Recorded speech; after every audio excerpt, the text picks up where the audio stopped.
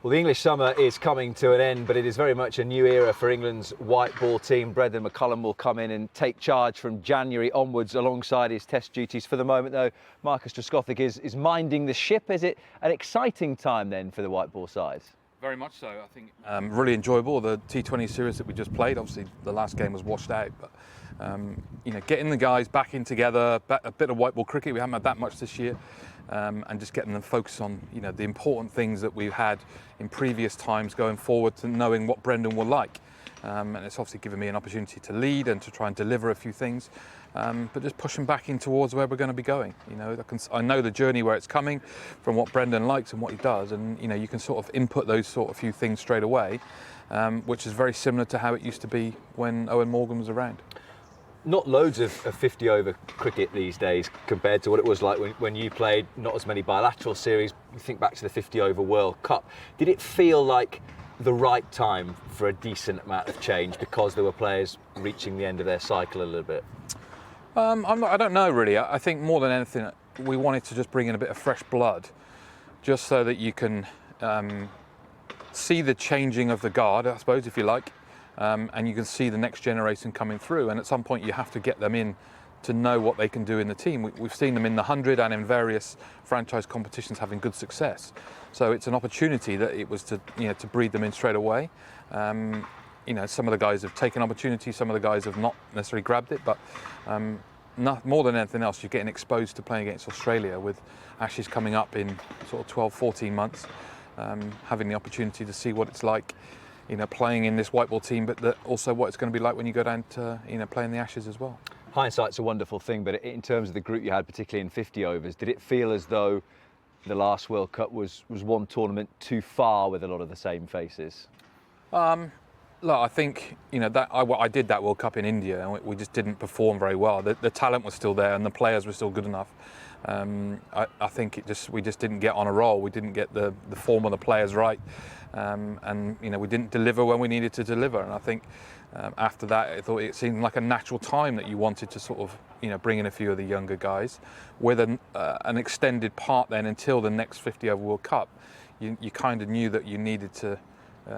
It was an opportunity to bring the next generation through, whether it was the guys that were getting too old or it was just the time available after that point. When it comes to the opportunities that are brought forward, we'll talk about some of the younger guys in just a moment, but even for some of those that are in the squad to take on maybe a more significant role, you look at something like the way that Liam Livingstone played in that second T20 and said, you're the guy who's going to finish this game off for us, take some more responsibility.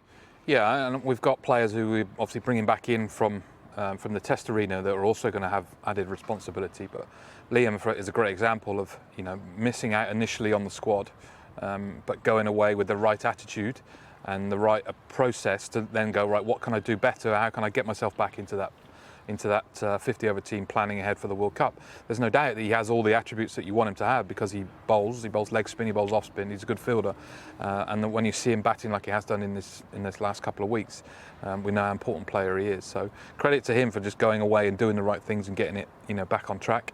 It just leaves it open for someone else. If people perform in the right fashion and they get in the 100 and they do well, get on a roll, then opportunities will come.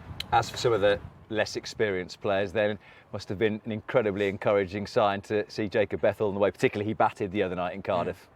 Yeah, well, we know what he can do. I had the pleasure of working with him and a few of the younger guys for an under-19 series going back sort of 3 years, where you could see them, he was coming through, he was captain of that team, how special a player he's going to be, and I think it was going to be a matter of time before we elevated him up into to higher honours and bigger challenges. So it was good to see what he did, and it's no surprise to us because we've been monitoring it for a number of years, trying to see what he's going to do. But hopefully within the course of these next few games he'll get opportunities to do the same thing. As for the bowling unit, it's been great over the course of the summer of the World T20 to see Joff get through 4 overs a number of times.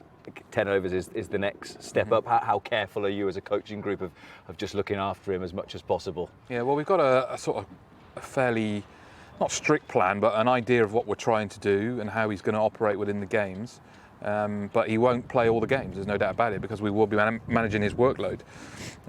It's just making sure that we get that right and making sure that his body's first and foremost the most important part of it. And if he's okay, then we can obviously keep moving him down the channel and further to to playing more regularly, hopefully back into Test cricket. Even more so. So we'll just keep monitoring it. They've got a plan in place how they're going to do it, and we'll go with that.